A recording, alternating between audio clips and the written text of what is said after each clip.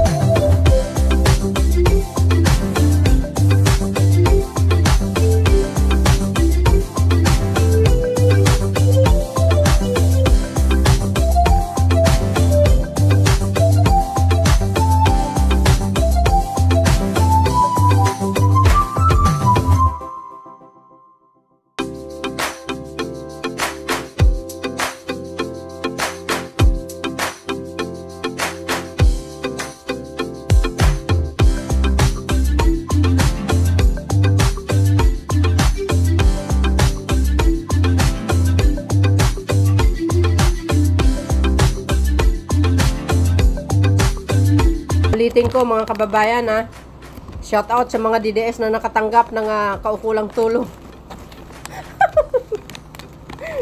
Hindi kayo naloka. So ayan guys, pakinggan natin yung kanyang speech at pamimigay ng distribution ng mga guys. Cheque. Ayan. See you again guys on my next upload video. Bye bye bye.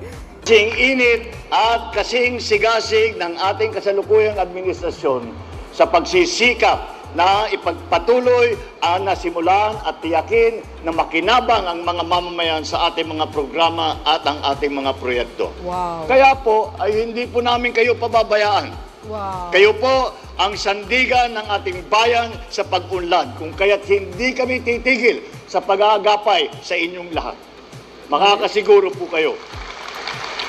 Laki niyan guys. Makakasiguro po kayo na ang nasyonal na pamahalaan at ang mga local government ay nagtutulong-tulong upang agarang maipaabot ang mga ayuda para sa mga magsasaka, mangingisda at ang inyong mga pamilya.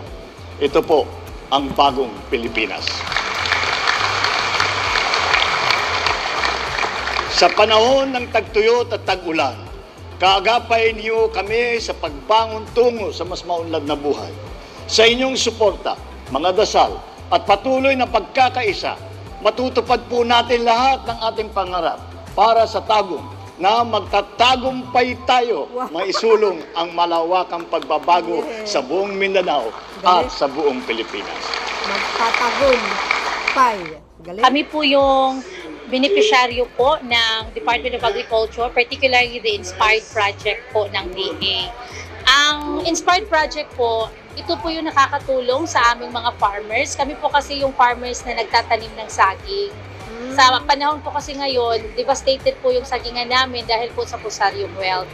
Saktong-sakto po na nagkaroon talaga ng Inspired Project kasi naging additional income po sa amin, no? Lugi kami sa sagingan, pero dahil sa project na to, at least continuous po yung pamumuhay ng farmers namin.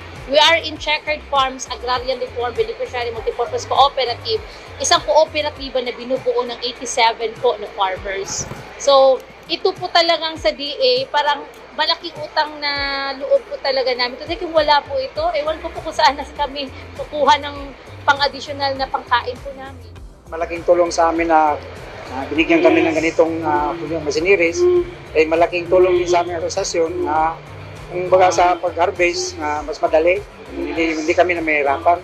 Pasalamat din ako kay yung Pangulong Marcos na binigyan kami ng oportunidad nito binigyan kami ng isang combine harvester, lalo na sa Pilmake at saka sa DE, no, na binigyan kami ng pagkakataon na ganitong natuwan.